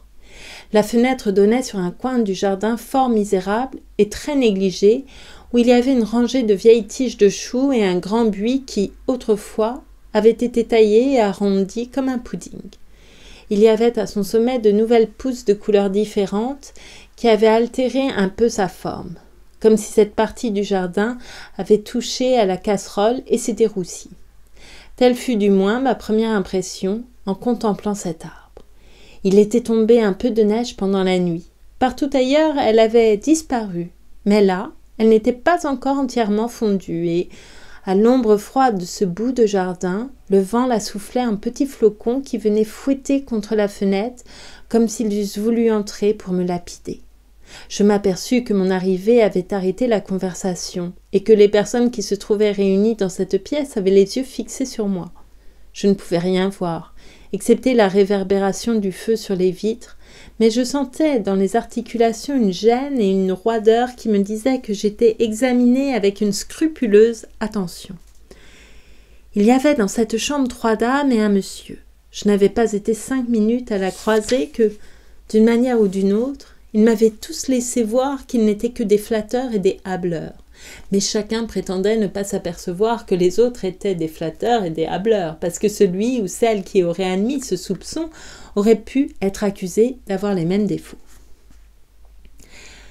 Tous avaient cet air inquiet et triste de gens qui attendent le bon plaisir de quelqu'un, et la plus bavarde des dames avait bien de la peine à réprimer un bâillement tout en parlant. Cette dame qui avait nom Camille me rappelait ma sœur, avec cette différence qu'elle était plus âgée et que son visage, au premier coup d'œil, m'avait paru avoir des traits plus grossiers. Je commençais à penser que c'était une grâce du ciel si elle avait des traits quelconques, tant était haute et pâle la muraille inanimée que présentait sa face.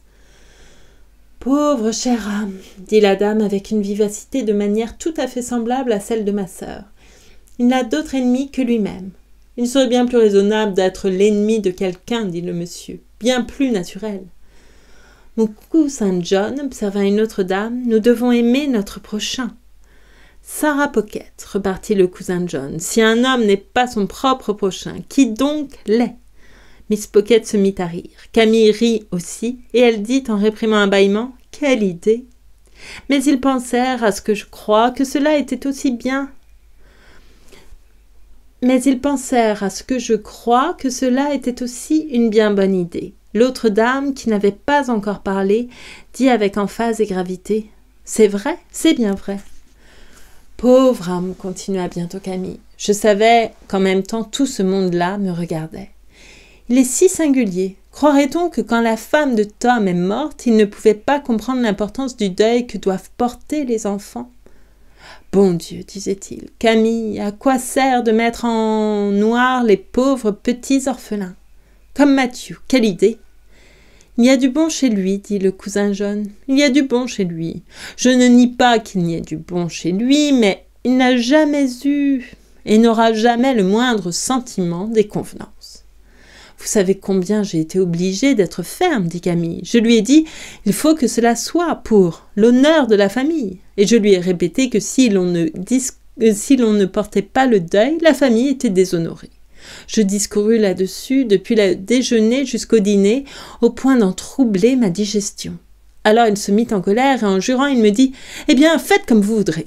Dieu merci, ce sera toujours une consolation pour moi de pouvoir me rappeler que je sortis aussitôt, malgré la pluie qui tombait à torrents, pour acheter les objets de deuil. »« C'est lui qui les a payés, n'est-ce pas ?» demanda Estelle. « On ne demande pas, ma chère enfant, qui les a payés, » reprit Camille. « La vérité, c'est que je les ai achetés, et j'y penserai souvent avec joie quand je serai forcée de me lever la nuit. » Le bruit d'une sonnette lointaine, mêlé à l'écho d'un bruit ou d'un appel venant du couloir par lequel j'étais arrivée, interrompit la conversation et fit dire à Estelle « Allons, mon garçon !» Quand je me retournai, ils me regardèrent tous avec le plus souverain mépris, et, en sortant, j'entendis Sarah Pocket qui disait « J'en suis certaine. » Puis après, et Camille ajouta avec indignation « A-t-on jamais vu pareille chose ? Quelle idée !» Comme nous avancions dans le passage obscur, Estelle s'arrêta tout à coup et, en me regardant en face, elle me dit d'un ton railleur en mettant son visage tout près du mien « Eh bien, mademoiselle, fis-je en me reculant. Elle me regardait et moi je la regardais aussi, bien entendu. Suis-je jolie ? Oui, je vous trouve très jolie. Suis-je fière ? Pas autant que la dernière fois, dis-je. Pas autant. Non. Elle s'animait en me faisant cette dernière question et elle me frappa au visage de toutes ses forces. Maintenant, dit-elle, vilain petit monstre, que penses-tu de moi ? Je ne vous le dirai pas. Parce que tu vas le dire là-haut, est-ce cela ? Non, répondis-je, ce n'est pas cela. Pourquoi ne pleures-tu plus, petit misérable ? Parce que je ne pleurerai plus jamais pour vous, dis-je. Ce qui était la déclaration la plus fausse qui ait jamais été faite, car je pleurais intérieurement, et Dieu sait la peine qu'elle me fit plus tard. Nous continuâmes notre chemin, et, en montant, nous rencontrâmes un monsieur qui descendait à tâtons. « Qui est là ?» demanda le monsieur en s'arrêtant et en me regardant. « Un enfant, » dit Estelle. C'était un gros homme, au teint excessivement brun, avec une très grosse tête et avec de très grosses mains. Il me prit le menton et me souleva la tête pour me voir à la lumière. Il était prématurément chauve et possédait une paire de sourcils noirs qui se tenaient tout droit. Ses yeux étaient enfoncés dans sa tête et leur expression était perçante et désagréablement soupçonneuse. Il avait une grande chaîne de montre et sur la figure de gros points noirs où sa barbe et ses favoris eussent été s'il les eût laissés pousser. Il n'était rien pour moi, mais par hasard j'eus l'occasion de le bien observer. « Tu es des environs, dit-il ? »« Oui, monsieur, répondis-je. »« Pourquoi viens-tu ici ? » ?»« C'est Miss Havisham qui m'a envoyé chercher, monsieur. »« Bien. Conduis-toi convenablement. J'ai quelque expérience des jeunes gens, ils ne valent pas grand-chose à eux tous. Fais attention, ajouta-t-il en mordant son gros index et en fronçant ses gros sourcils. Fais attention à te bien conduire. Là-dessus, il me lâcha, ce dont je fus bien aise, car sa main avait une forte odeur de savon, et il continua à monter l'escalier. Je me demandais à moi-même si ce n'était pas un docteur. Mais non, pensais-je, ce ne peut être un docteur. Il aurait des manières plus douces et plus avenantes. Du reste, je n'eus pas grand temps pour réfléchir à ce sujet, car nous nous trouvâmes bientôt dans la chambre de Miss Havisham, où elle et tous les objets qui l'entouraient étaient exactement dans le même état où je les avais laissés. Estelle me laissa debout près de la porte, et j'y restai jusqu'à ce que Miss Havisham jetât les yeux sur moi. « Ainsi donc, dit-elle sans la moindre surprise, les jours convenus sont écoulés. »« Oui, madame, c'est aujourd'hui. » Là, fit-elle avec son impatient mouvement de doigt. Je n'ai pas besoin de le savoir. Es-tu prêt à jouer ? Je fus obligée de répondre avec un peu de confusion. Je ne pense pas, madame. Pas même aux cartes ? Demanda-t-elle avec un regard pénétrant. Si, madame, je puis faire cela, si c'est nécessaire. Puisque cette maison te semble vieille et triste, dit Miss Havisham avec impatience, et puisque tu ne veux pas jouer, veux-tu travailler ? Je répondis à cette demande de meilleur cœur qu'à la première, et je dis que je ne demandais pas mieux. Alors entre dans cette chambre, dit-elle, en me montrant avec sa main ridée une porte qui était derrière moi, et attends-moi là jusqu'à ce que je vienne. Je traversai le palier, et j'entrai dans la chambre qu'elle m'avait indiquée. Le jour ne pénétrait pas plus dans cette chambre que dans l'autre, et il y régnait une odeur de renfermé qui oppressait. On venait tout récemment d'allumer du feu dans la vieille cheminée, mais il était plus disposé à s'éteindre qu'à brûler, et la fumée qui persistait à séjourner dans cette chambre semblait encore plus froide que l'air, et ressemblait au brouillard de nos marais. Quelques bouts de chandelle placés sur la table de la grande cheminée éclairaient faiblement la chambre, ou, pour mieux dire, elle n'en troublait que faiblement l'obscurité. Elle était vaste, et j'ose affirmer qu'elle avait été belle. Mais tous les objets qu'on pouvait apercevoir étaient couverts de poussière, dans un état complet de vétusté, et tombaient en ruine. Ce qui attirait d'abord l'attention, c'était une longue table couverte d'une nappe, comme si la fête qu'on était en train de préparer dans la maison s'était arrêtée en même temps que les pendules. Surtout, un plat du milieu, de je ne sais quelle espèce, occupait le centre de la table. Mais il était tellement couvert de toiles d'araignée qu'on en pouvait distinguer la forme. En regardant cette grande étendue jaunâtre, il me sembla y voir pousser un immense champignon noir, duquel je voyais entrer et sortir d'énormes araignées au corps moucheté et aux pattes cagneuses. On eût dit que quelque événement de la plus grande importance venait de se passer dans la communauté arachnéenne. J'entendais aussi les souris, qui couraient derrière les panneaux des boiseries, comme si elles eussent été sous le coup de quelque grand événement. Mais les perce-oreilles n'y faisaient aucune attention et s'avançaient en tâtonnant sur le plancher et en cherchant leur chemin comme des personnes âgées et réfléchies, à la vue courte et à l'oreille dure, qui ne sont pas en bons termes les unes avec les autres. Ces créatures rampantes avaient captivé toute mon attention et je les examinais à distance quand Miss Havisham posa une de ses mains sur mon épaule. De l'autre main, elle tenait une canne à bec de corbin sur laquelle elle s'appuyait et elle me faisait l'effet de la sorcière du logis. « C'est ici, dit-elle en indiquant la table du bout de sa canne, c'est ici que je serai exposée après ma mort. C'est ici qu'on viendra me voir. » J'éprouvais une crainte vague de la voir s'étendre sur la table et y mourir de suite. C'eût été la complète réalisation du cadavre en cire de la foire. Je tremblais à son contact. « Que penses-tu de l'objet qui est au milieu de cette grande table ?» me demanda-t-elle en l'indiquant encore avec sa canne. « Là, où tu vois des toiles d'araignée. »« Je ne devine pas, madame.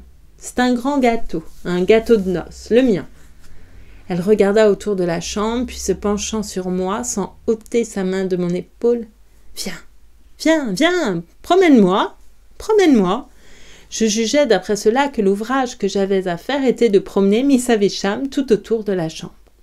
En conséquence, nous nous mîmes en mouvement d'un pas qui, certes, aurait pu passer pour une imitation de celui de la voiture de mon oncle Pumblechook. Elle n'était pas physiquement très forte, et après un moment, elle me dit « plus doucement ». Cependant, nous continuions à marcher d'un pas fort raisonnable. Elle avait toujours sa main appuyée sur mon épaule et elle ouvrit la bouche pour me dire que nous n'irions pas plus loin parce qu'elle ne le pourrait pas. Après un moment, elle me dit « Appelle Estelle ». J'allais sur le palier et je criais ce nom comme j'avais fait la première fois. Quand sa lumière parut, je revins auprès de Miss Havisham et nous nous remîmes en marche. Si Estelle eût été la seule spectatrice de notre manière d'agir, je me serais sentie déjà suffisamment humiliée. Mais comme elle amena avec elle les 3 dames et le monsieur que j'avais vu en bas, je ne savais que faire. La politesse me faisait un devoir de m'arrêter, mais Miss Havisham persistait à me tenir l'épaule, et nous continuions avec la même ardeur notre promenade insensée.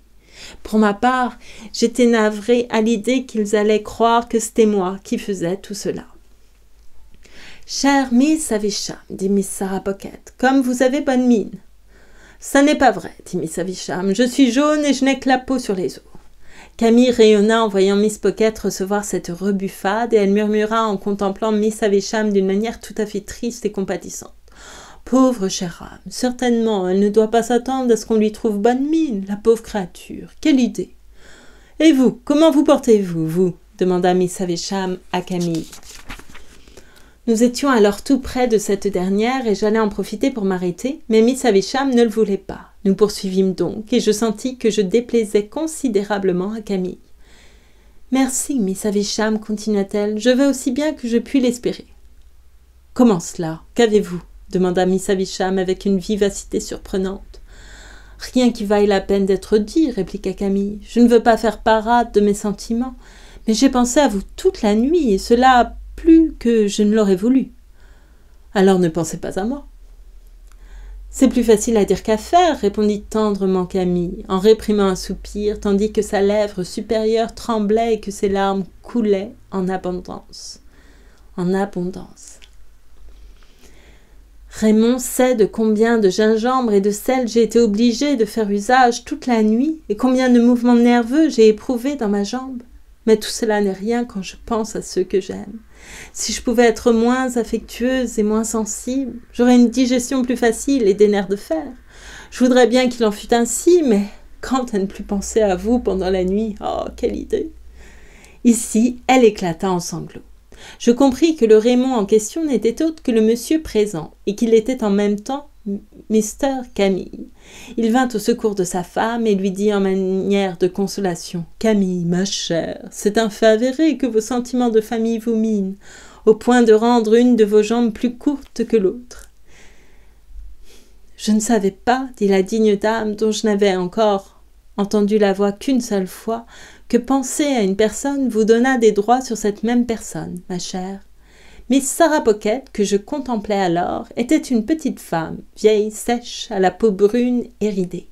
Elle avait une petite tête qui semblait faite en coquille de noix et une grande bouche, comme celle d'un chat sans les moustaches. Elle répétait sans cesse « Non, en vérité, ma chère.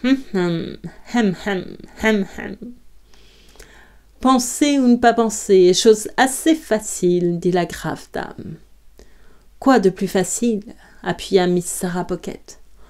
Oh oui, oui, s'écria Camille, dont les sentiments en fermentation semblaient monter de ses jambes jusqu'à son cœur. Tout cela est bien vrai. L'affection poussée à ce point est une faiblesse, mais je n'y puis rien. Sans doute ma santé serait bien meilleure s'il en était autrement. Et cependant, si je le pouvais, je ne voudrais pas changer cette disposition de mon caractère. Elle est la cause de bien des peines, il est vrai, mais c'est aussi une consolation de sentir qu'on la possède. Ici, nouvel éclat de sentiment. Miss Havisham et moi ne nous étions pas arrêtés une seule minute pendant tout ce temps, tantôt faisant le tour de la chambre, tantôt frôlant les vêtements des visiteurs, et tantôt encore mettant entre eux et nous toute la longueur de la lugubre pièce. « Voyez, Mathieu, dit Camille, il ne fraye jamais avec mes parents et s'inquiète fort peu de mes liens naturels. Il ne vient jamais ici savoir des nouvelles de Miss Havisham. J'en ai été si choquée que je me suis accrochée au sofa avec le lacet de mon corset, que je suis restée étendue pendant des heures, insensible, la tête renversée, les cheveux épars et les jambes, je ne sais pas comment. Bien plus haute que votre tête, mon amour, dit Mr. Camille. Je suis restée dans cet état des heures entières à cause de la conduite étrange et inexplicable de Mathieu. Et personne ne m'a remerciée. En vérité, je dois dire que cela ne m'étonne pas, interposa la grave dame. Vous voyez, ma chère, ajouta Miss Sarah Pocket, une doucereuse et charmante personne. On serait tenté de vous demander de qui vous attendiez des remerciements, mon amour. Sans attendre ni remerciements ni autre chose, reprit Camille, je suis restée dans cet état pendant des heures, et Raymond est témoin de la manière dont je suffoquais, de l'inefficacité du gingembre, à tel point qu'on m'entendait de chez l'accordeur d'en face, et que ces pauvres enfants, trompés, croyaient entendre roucouler des pigeons à distance. Et après tout cela, s'entendre dire... Ici, Camille porta la main à sa gorge, comme si les nouvelles combinaisons chimiques qui s'y formaient l'eussent suffoqué. Au moment où le nom de Mathieu fut prononcé, Miss Havisham m'arrêta, et s'arrêta aussi en levant les yeux sur l'interlocutrice. Ce changement eut quelque influence sur les mouvements nerveux de Camille, et les fit cesser. « Mathieu viendra me voir à la fin, dit Miss Havisham avec tristesse, quand je serai étendue sur cette table. Ici, dit-elle en frappant la table avec sa béquille. Ici sera sa place, là, à ma tête. La vôtre et celle de votre mari, là. Et celle de Sarah Pocket, là. Et celle de Georgiana, là. À présent, vous savez tous où vous vous mettrez quand vous viendrez me voir pour la dernière fois. Et maintenant, allez. À chaque nom, elle avait frappé la table à un nouvel endroit avec sa canne. Après quoi, elle me dit « Promène-moi, promène-moi » et nous recommençâmes notre course. Je suppose, dit Camille, qu'il ne nous reste plus qu'à nous retirer. C'est quelque chose d'avoir vu, même pendant si peu de temps, l'objet de mon affection. J'y penserai en m'éveillant la nuit avec tendresse et satisfaction. Je voudrais voir à Matthew cette consolation. Je suis résolue à ne plus faire parade de mes sensations. Mais il est très dur de s'entendre dire qu'on souhaite la mort d'une de ses parentes, qu'on s'en réjouit comme si elle était un phénix et de se voir congédiée. Quelle étrangeté! Mr. Camille allait intervenir au moment où Mrs. Camille mettait sa main sur son cœur oppressé et affectait une force de caractère qui n'était pas naturelle et devait renfermer, je le prévoyais, l'intention de tomber en pâmoison quand elle serait dehors. Elle envoya de la main un baiser à Miss Havisham et disparut. Sarah Pocket et Georgiana se disputaient à qui sortirait la dernière, mais Sarah était trop polie pour ne pas céder le pas. Elle se glissa avec tant d'adresse derrière Georgiana que celle-ci fut obligée de sortir la première. Sarah Pocket fit donc son effet séparé en disant ces mots « Soyez bénie, chère Miss Havisham » et en ayant sur sa petite figure de coquille de noix un sourire de pitié pour la faiblesse des autres. Pendant qu'Estelle les éclairait pour descendre, Miss Havisham continuait de marcher en tenant toujours sa main sur mon épaule. Mais elle se ralentissait de plus en plus. À la fin, elle s'arrêta devant le feu et dit, après l'avoir regardé pendant quelques secondes, « C'est aujourd'hui l'anniversaire de ma naissance, Pip. J'allais lui en souhaiter encore un grand nombre quand elle leva sa canne. Je ne souffre pas qu'on n'en parle jamais, pas plus ceux qui étaient ici tout à l'heure que les autres. Ils viennent me voir ce jour-là, mais ils n'osent pas y faire allusion. Bien entendu, je n'essayais pas, moi non plus, d'y faire allusion davantage. À pareil jour, bien longtemps avant ta naissance, ce monceau de ruines qui était alors un gâteau, dit-elle, en montrant du bout de sa canne, mais sans y toucher, l'amas de toile d'araignée qui était sur la table, fut apporté ici. Lui et moi, nous nous sommes usés ensemble. Les souris l'ont rongé, et moi-même j'ai été rongée par des dents plus aiguës que celles des souris. Elle porta la tête de sa canne à son cœur, en s'arrêtant pour regarder la table, et contempla ses habits autrefois blancs, aujourd'hui flétris et jaunis comme elle, la nappe autrefois blanche et aujourd'hui jaunie et flétrie comme elle, et tous les objets qui l'entouraient et qui semblaient devoir tomber en poussière au moindre contact. Quand la ruine sera complète, dit-elle, avec un regard de spectre, et lorsqu'on me déposera morte dans ma parure nuptiale sur cette table de repas de noces, tout sera fini. Et la malédiction tombera sur lui. Et le plus tôt sera le mieux. Pourquoi n'est-ce pas aujourd'hui? Elle continuait à regarder la table comme si son propre cadavre y eût été étendu. Je gardai le silence. Estelle revint, et elle aussi se tint tranquille. Il me sembla que cette situation dura longtemps, et je m'imaginais qu'au milieu de cette profonde obscurité, de cette lourde atmosphère, Estelle et moi allions aussi commencer à nous flétrir. À la fin, sortant tout à coup et sans aucune transition de sa contemplation, Miss Havisham dit « Allons, jouez tous deux aux cartes devant moi. Pourquoi n'avez-vous pas encore commencé ?» Là-dessus, nous rentrâmes dans la chambre et nous nous assîmes en face l'un de l'autre, comme la première fois. Comme la première fois, je fus battue, et comme la première fois encore, Miss Havisham ne nous quitta pas des yeux. Elle appelait mon attention sur la beauté d'Estelle et me forçait de la remarquer en lui essayant des bijoux sur la poitrine et dans les cheveux. Estelle, de son côté, me traita comme la première fois, à l'exception qu'elle ne daigna pas me parler. Quand nous eûmes joué une demi-heure, non, pas du tout. Quand nous eûmes joué une demi-douzaine de parties, on m'indiqua le jour où je devais revenir et l'on me fit descendre dans la cour comme précédemment pour me jeter ma nourriture comme un chien. Puis on me laissa seule, aller et venir comme je le voudrais. Il n'est pas très utile de rechercher s'il y avait une porte dans le mur du jardin la première fois que j'y avais grimpé pour regarder dans ce même jardin et si elle était ouverte ou fermée. C'est assez de dire que je n'en avais pas vu alors et que j'en voyais une maintenant. Elle était ouverte et je savais qu'Estelle avait reconduit les visiteurs car je l'avais vue sans revenir la clé dans la main. J'entrai dans le jardin et je le parcourus dans tous les sens. C'était un lieu solitaire et tranquille. Il y avait des tranches de melons et de concombres qui, mêlés à des restes de vieux chapeaux et de vieux souliers, avaient produit, en se décomposant, une végétation spontanée et par-ci, par-là, un fouillis de mauvaises herbes ressemblant à un poêlon cassé. Quand j'eus fini d'examiner le jardin et une serre, dans laquelle il n'y avait rien qu'une vigne détachée et quelques tessons de bouteilles, je me retrouvais dans le coin que j'avais vu par la fenêtre. Ne doutant pas un seul instant que la maison ne fût vide, j'y jetai un coup d'œil par une autre fenêtre et je me trouvai, à ma grande surprise, devant un grand jeune homme pâle, avec des cils roux et des cheveux clairs. Ce jeune homme pâle disparut pour reparaître presque aussitôt à côté de moi.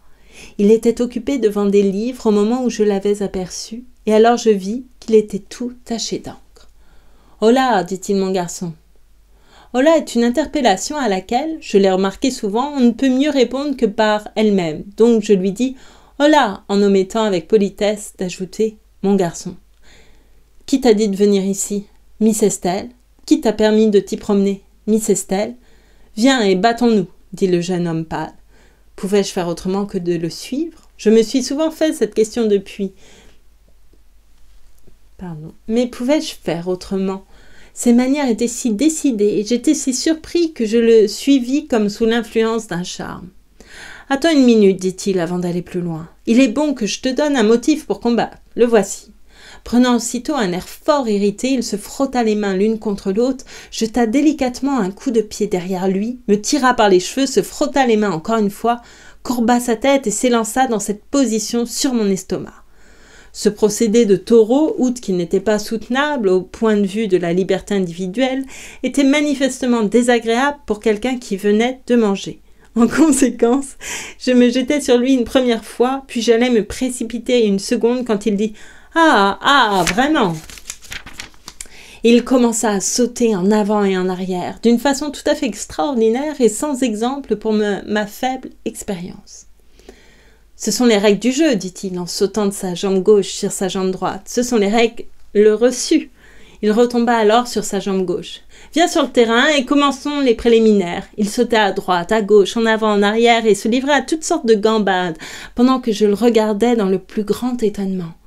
J'étais secrètement effrayée en le voyant si adroit et si alerte, mais je sentais, moralement et physiquement, qu'il n'avait aucun droit à enfoncer sa tête dans mon estomac, aussi irrévérencieusement qu'il venait de le faire.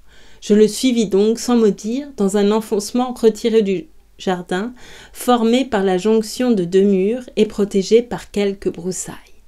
Après m'avoir demandé si le terrain me convenait et avoir obtenu un « oui » fort crânement articulé par moi, il me demanda la permission de s'absenter un moment et revint promptement avec une bouteille d'eau et une éponge imbibée de vinaigre. « C'est pour nous deux », dit-il en plaçant ses objets contre le mur. Alors il retira non seulement sa veste et son gilet, mais aussi sa chemise, d'une façon qui prouvait tout à la fois sa légèreté de conscience, son empressement et une certaine soif sanguinaire. Bien qu'il ne parût pas fort bien portant et qu'il eût le visage couvert de boutons et une échancrure à la bouche, ces effrayants préparatifs ne laissèrent pas que de m'épouvanter. Je jugeais qu'il devait avoir à peu près mon âge, mais il était bien plus grand et il avait une manière de se redresser qui m'en imposait beaucoup. Du reste, c'était un jeune homme. Il était habillé tout en gris, quand il n'était pas déshabillé pour se battre, bien entendu, et il avait des coudes, des genoux et des poings et des pieds considérablement développés, comparativement au reste de sa personne. Je sentis mon cœur faiblir en le voyant me toiser avec une certaine affectation de plaisir et examiner ma charpente anatomique comme pour choisir un os à sa convenance. Jamais je n'ai été aussi surpris de ma vie que lorsque, après lui avoir asséné mon premier coup, je le vis couché sur le dos, me regardant avec son nez tout sanglant et me présentant son visage en raccourci. Il se releva immédiatement, et après s'être épongé avec une dextérité vraiment remarquable, il recommença à me toiser. La seconde surprise manifeste que j'éprouvais dans ma vie, ce fut de le voir sur le dos une deuxième fois, me regardant avec un œil tout noir. Son courage m'inspirait un grand respect. Il n'avait pas de force, ne tapait pas bien dur et de plus, je le renversais à chaque coup. Mais il se relevait en un moment, s'épongeait ou buvait à même la bouteille, en se soignant lui-même avec une satisfaction apparente et un air triomphant qui me faisait croire qu'il allait enfin me donner quelques bons coups. Il fut bientôt tout meurtri, car j'ai regret à le dire, plus je frappais et plus je frappais fort. Mais il se releva et revint sans cesse à la charge, jusqu'au moment où il reçut un mauvais coup qui l'envoya rouler la tête contre le mur. Encore après cela, se releva-t-il en tournant rapidement sur lui-même, sans savoir où j'étais. Puis enfin, il alla chercher à genoux son éponge et la jeta en l'air en poussant un grand soupir et en disant « Cela signifie que tu as gagné ». Il paraissait si brave et si loyal que, bien que je n'eusse pas cherché la querelle, ma victoire ne me donnait qu'une médiocre satisfaction. Je crois même me rappeler que je me regardais moi-même comme une espèce d'ours ou quelque autre bête sauvage. Cependant, je m'habillais en essuyant par intervalles mon visage sanglant et je lui dis « Puis-je vous aider ?» Et il me répondit « Non, merci ». Ensuite, je lui dis « Je vous souhaite un bon après-midi ». Il me répondit « Moi de même ». En arrivant dans la cour, je trouvai Estelle attendant avec ses clés, mais elle ne me demanda ni où j'avais été, ni pourquoi je l'avais fait attendre. Son visage rayonnait comme s'il lui était arrivé quelque chose d'heureux. Au lieu d'aller droit à la porte, elle s'arrêta dans le passage pour m'attendre. « Viens ici, tu peux m'embrasser si tu veux. » Je l'embrassai sur la joue qu'elle me tendait. Je crois que je serais passé dans le feu pour l'embrasser. Mais je sentais que ce baiser n'était accordé à un pauvre diable tel que moi que comme une menue pièce de monnaie et qu'il ne valait pas grand-chose. Les visiteurs, les cartes et le combat m'avaient retenu si longtemps que, lorsque j'approchais de la maison, les dernières lueurs du soleil disparaissaient derrière le marais et le fourneau de Joe faisait flamboyer une longue trace de feu au travers de la route. Et je vais m'arrêter là pour cette lecture. Nous sommes à la fin du chapitre 11. Pardon, j'ai des problèmes de Dieu.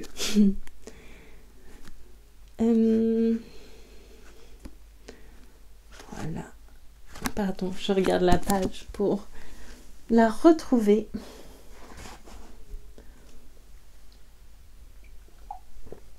Chanson. Je me trouve pâle aujourd'hui, pâle et boutonneuse. Bon, c'est pas grave. Ça arrive au meilleur. J'avais envie de chanter 2 chansons. Sauf que... Ah si.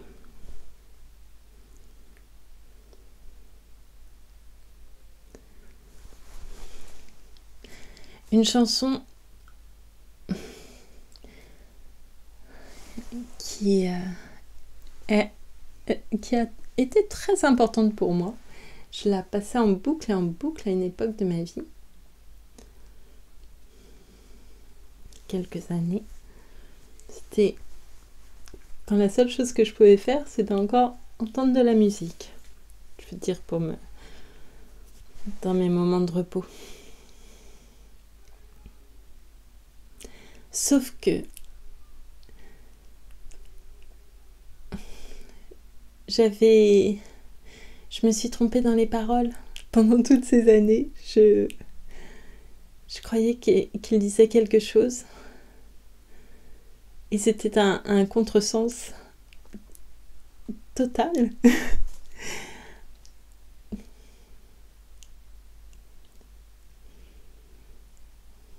J'étais assez heureuse de m'apercevoir de ça aujourd'hui. Voilà, comme ça c'est dit. Mambo Sun, T-Rex. Pas facile à chanter comme ça, sans musique. Hein? Beneath the bebop moon, I want to croon with you. Beneath the mambo sun, I got to be the one with you. My life's a shadowless horse, if I can get across to you. In the alligator trail, in the alligator rain, my heart's open for you. Girl, you're good, and I've got what it needs for you. On a mountain range, I'm Doctor Strange for you. Upon a savage lake, make no mistake, I love you. I got a butter cake leg and my wings all pooped for you. With my heart in my hand, I'm a hungry man for you. I got stars in my bed, and in my bed, and I feel real weird for you. Beneath the bebop moon, I'm howling like a loon for you. Beneath the mumble sun, I've got to be the one for you. Voilà, c'était juste pour le plaisir, parce que vraiment, c'est pas une chanson qu'on chante a cappella comme ça. Mais ça fait partie aussi des chansons que j'aime, alors voilà. Et je vous dirai pas sur quelle partie je me trompais, mais c'était vraiment... C'était sûr. I've got to be the one, I've got to be the one. Et j'entendais... J'entendais autre chose, mais qui était l'inverse. Bref. Autre chanson. J'ai décidé de trouver des belles chansons, des chansons d'amour françaises. J'en ai trouvé plusieurs déjà. Et là, j'avais envie depuis longtemps de chanter celle-ci. Pourquoi pas, je me suis dit. Septembre. Jamais la fin d'été n'avait paru si belle. Les vignes de l'année auront de beaux raisins. On voit se rassembler déjà les hirondelles. Mais il faut se quitter, pourtant l'on s'aimait bien. Quel joli temps pour se dire au revoir. Quel joli soir pour jouer ses 20 ans. Sur la fumée des cigarettes, l'amour s'en va, mon cœur s'arrête. Quel joli temps pour se dire au revoir. Quel joli soir pour jouer ses 20 ans. Les fleurs portent déjà les couleurs de septembre et l'on entend de loin s'annoncer les bateaux. Beau temps pour un chagrin, que ce temps couleur d'ambre. Je reste sur le quai, mon amour, à bientôt. Quel joli temps, mon amour, au revoir. Quel joli temps pour jouer ses 20 ans sur la fumée des cigarettes. L'amour nous reviendra peut-être un soir au détour d'un printemps. Ah, quel joli temps, le temps de se revoir. Jamais les fleurs de mai n'auront paru si belles. Les vignes de l'année auront de beaux raisins. Quand tu me reviendras avec les hirondelles, car tu me reviendras, mon amour, à demain. Et voilà. C'était Septembre de Barbara. Je sais pas qui a écrit les paroles. J'ai pas regardé, pardon. J'indiquerai tout ça de toute façon. Voilà. Bon, je la connais. Normalement, je la connais, mais allez, j'avais pas envie de faire d'erreur. Voilà. Bon, ma voix, c'est pas encore ça. Hein. Pour chanter, je la sens tellement fragile que j'ose à peine murmurer. Très bien. Je vous remercie beaucoup. Je suis désolée de vous casser les oreilles tout le temps. Enfin, j'espère que c'est pas trop désagréable. Je crois pas. J'espère pas, en tout cas. Enfin, de toute façon, si c'est désagréable, surtout ne vous infligez pas ça. Ne soyez pas... maso, voilà. puisque moi je le fais vraiment par plaisir.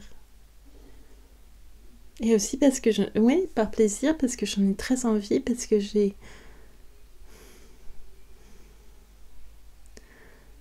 me dis, parce que j'en ai besoin aussi, oui, de lire comme ça. Allez savoir pourquoi. Je peux pas répondre à toutes ces questions, j'en sais rien. Merci beaucoup en tout cas. Et je vous dis à très très vite. Je vous souhaite une belle soirée ou une belle journée. Merci encore, à bientôt.